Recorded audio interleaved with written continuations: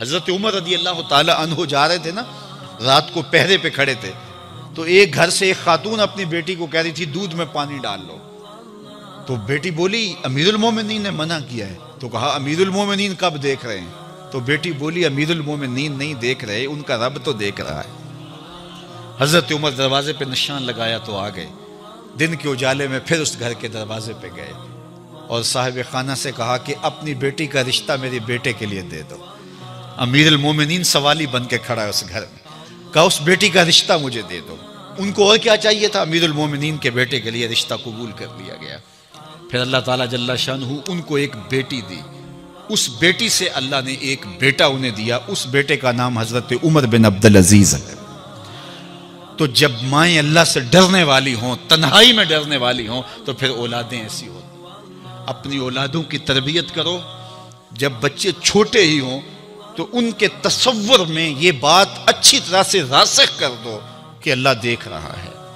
फिर वो कभी रिश्वत नहीं लेंगे कि अल्लाह देख रहा है, और वो कभी खयानत नहीं करेंगे कि अल्लाह देख रहा है। वो कभी मुल्क के राज को नहीं बेचेंगे कि अल्लाह देख रहा है। वो जो है वो बदनिगाही नहीं करेंगे कि अल्लाह देख रहा है। जहां कोई कैमरा नहीं पहुंचता, जहां सिक्योरिटी नहीं पहुंचती, जहां कोई एजेंसी नहीं पहुंचती, वहां ये अकीदा पहुंचता है कि मेरा अल्लाह मुझे देख रहा है। तो यकीन की ये दौलत जिंदगी का नूर है, जिंदगी का जमाल है, और माह सियाम में अल्लाह ताला इस अकीदे को रूहों में उतार देता है और बातन में जज़ब कर देता है। तो इसको अपने अंदर अच्छी तरह से हम उतार करके अपनी जिंदगी में चिरागां कर सकते हैं और अंधेरे दूर कर सकते हैं। ये तयक्कुन कि मेरा अल्लाह मुझे देख रहा है, मैं अपने रब की निगाहों में हूं। अरा ज़बीबन नमलाते सौदा, काली रात के अंधेरे में काले पहाड़ों की कूख में गहरा गार है, उस गार में चींटियों का सुराख है। उसमें जब चींटी चलती है और वो भी स्याह रंग की है, रात की भी स्याही है, पत्थर भी काला है और चींटी भी काले रंग की, सीना संग पर उस चींटी के चलने की वजह से एक वहमी और गुमानी लकीर बनती है जिसको खुर्दबीन से देखना भी मुमकिन नहीं। तुम्हारा रब उसको यूं देखता है जिस तरह दीवारें चीन को देखता है। तो क्या जहन और दिमाग की स्क्रीन पे आने वाले ख्यालात से वो गाफिल हो सकता है? क्या वसवसों से वो गाफिल हो सकता है? तो आइए इस यकीन और इस तयक्कुन में जीने का गुर सीखिए।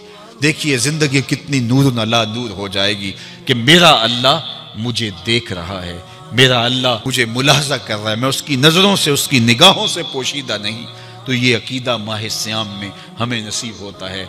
और अगर हमने माह सियाम के दामन से ये सब कुछ नहीं सीखा और पूरा महीना भूख काटी, प्यास काटी और महीना गुजार दिया, और ईद के दिन वहीं खड़े थे जो हम 29 शाबान को जहां खड़े थे, तो फिर हमने रमज़ान की बरकत क्या पाई? मेरे हुजूर ने मिंबर की तीनों सीढ़ियों पे कदम रखते हुए आमीन आमीन पुकारा था। तो सहाबा ने पूछा हुजूर ये अजीब माजरा हमने देखा है, कोई दुआ मांगने वाला नहीं था और आपने आमीन कहा, फिर दूसरी सीढ़ी पे रखा कदम, फिर आमीन कहा, फिर तीसरी सीढ़ी पे कदम रखा तो आमीन कहा। फरमाया मैंने पहली सीढ़ी पे कदम रखा तो जिब्रील हाजिर हुए और उन्होंने कहा उस शख्स की नाक खाक आलूद हो जिसने माह सियाम रमज़ानुल मुबारक को पाया और अपनी बख्शिश न करवा सका। तो मैंने इस पे आमीन कि माह सियाम मिले, रहमतों की बरखा बरसती हो, जन्नत के 8 दरवाजे खुले हो, जहन्नम के दर बंद कर दिए गए हों, एक नफल का सवाब फर्ज के बराबर हो, फर्ज का सवाब 70 फर्जों के बराबर हो, रहमतों की बरखा हो और बंदा अपनी बख्शिश भी ना करा सके। तो कहा उस शख्स की नाक खाक आलूद हो। तो हुजूर ने इस पे आमीन कहा। तो इतने प्यारे मौसम को जो जाया कर दे, ऐसी हुसी रुत को जो जाया कर दे, उसके लिए वईद भी कितनी सख्त है। कहा दूसरी सीढ़ी पे कदम रखा तो जिब्रील आए और कहा उस शख्स की नाक खाक आलूद हो जो वालिदैन को बुढ़ापे में पाए और खिदमत करके जन्नती ना हो सके। मिंबर की तीसरी सीढ़ी पे कदम रखा तो जिब्रील आए, उन्होंने कहा उस शख्स की नाक खाक आलूद हो जिसके सामने आपका जिक्र किया जाए और वो आप पे दरूद न पड़े। अल्लाह अकबर।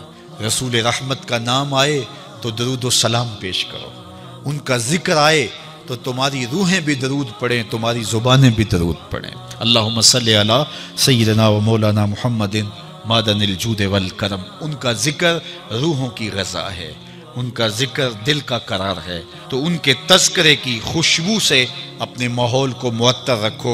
वो जवान जो ही परवान चढ़ा उन फवाने शबाब आया, तो उसकी पेशानी सजदे के तकद्दुस से माला माल हो गई। उसकी आंखों में हया और शर्म के पहरे आ गए, उसके ख्यालों में पाकीज़गी आ गई, उसकी जिंदगी के शबो रोज नेकी के माहौल में बसर होने लगे। उसकी रातें जिक्र इलाही में, तिलावत कलाम मजीद में और दिन याद इलाही में रोजे से गुजरने लगे। वो जवान जिसकी जवानी अल्लाह की इबादत में गुजरी, क्योंकि जवानी अगर इबादत में गुजर गई तो बुढ़ापा तो पुरनूर है ही है। सबसे मुश्किल मरहला जिंदगी का जवानी का है। शैतान ज्यादा वर्गलाता है किसी शख्स को जब वो जवानी के मरहलों से गुजर रहा होता है। तो जिसकी जवानी खैरियत के साथ गुजर गई और उसने अपनी जवानी के तकद्दुस को महफूज रख के मंजिल तक पहुंचा लिया, अपनी इस्मत के जौहर की हिफाजत की, अपनी आबरू को लुटने नहीं दिया, अपनी आंखों की शर्म व हया पर पहरे बिठाए और आंख को बर्बाद नहीं होने दिया और अपनी जिंदगी के तकद्दुस का पहरा दिया, तो जो जवान अपनी जवानी को खैरियत के साथ गुजार गया। किसी ने कहा था ना, किताबे जीस्त का एक और बाब खत्म हुआ, शबाब खत्म हुआ, एक अजाब खत्म हुआ। तो जवानी जिसकी मंजिल तक पहुंच गई खैरियत के साथ, आफियत के साए में। मुश्किल तो बड़ा है जवानी को मंजिल तक ले जाना, खैरियत के साथ, दागदार ना होने देना, जवानी के तकद्दुस को रुसवा ना होने देना, इस्मत के जौहर पे कालक ना लगने देना, ख्वाहिशात को गालिब ना आने देना। आसान काम तो नहीं है, मुश्किल काम है। लेकिन अगर कोई मुश्किल काट गया, जवानी के थोड़े से अय्याम में गुजार गया, अल्लाह अकबर। हजरत शेख खतली कहते हैं, दाता गंज बख्श अली हजवेरी अलैहि रहमा के मुर्शिद हैं, अद्दुनिया यौमुन वलना फीहा सौमुन। वो कहते हैं दुनिया एक दिन है, हम रोजा रख के गुजार रहे हैं। तो रोजा रख के सारा दिन गुजर ही जाता है, दोपहर भी आती है गुजर जाती है, और असर का वक्त भी आता है गुजर जाता है, खाने का वक्त भी आता है, चाय का वक्त भी आता है, सब कुछ होता है लेकिन गुजर जाता है। इफ्तार तक बंदा पहुंच जाता है। जिसने जिंदगी रोजे की तरह गुजार दी, जिसने जवानी रोजा रख के गुजार दी, ख्वाहिशात को बेकाबू नहीं होने दिया, मुश्किल काम था लेकिन उसने मुश्किल काम कर दिखाया। अजर कितना बड़ा है, सुनिए अल्लाह के महबूब की जुबान से सुनिए। हुजूर ने इरशाद फरमाया, जो सैयद अबू हुरैरा के जरिए से हमारे तक पहुंचा, फरमाया कयामत के दिन जब सूरज का रुख सीधा होगा, जमीन तांबे की होगी, लोग पसीने में शराबूर होंगे, कोई टखनों तक पसीने में, कोई घुटनों तक, कोई कमर तक, किसी को पसीने की लगाम दी जाएगी। और वो पसीना ऐसे नहीं होगा जिस तरह ये पसीना है, इतना गर्म होगा। इब्ने रजब हम्बली कहते हैं, उस पसीने का एक कतरा अगर ओहद पहाड़ पे डाल दिया जाए तो वो पिघल जाए, इतना गर्म होगा, बदबूदार इतना होगा। एक कतरा दुनिया पे डाल दिया जाए, इंसान क्या जानवरों के दिमाग भी फट जाए, उस पसीने में लोग शराबूर होंगे।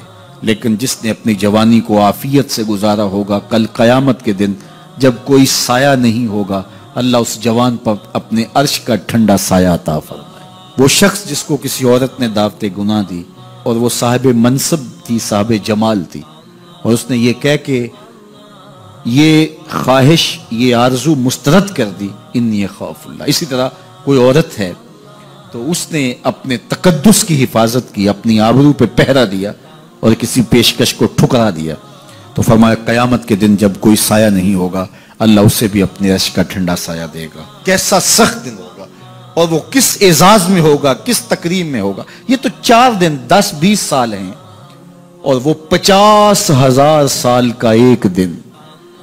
फिर उसको अल्लाह का शुक्र अदा करना होगा कि अल्लाह तूने कितना करम किया मेरे ऊपर कि मेरी जवानी खैरियत और आफियत से गुजरी, और आज उसका तू कितना बेहतर सिला मुझको दे रहा।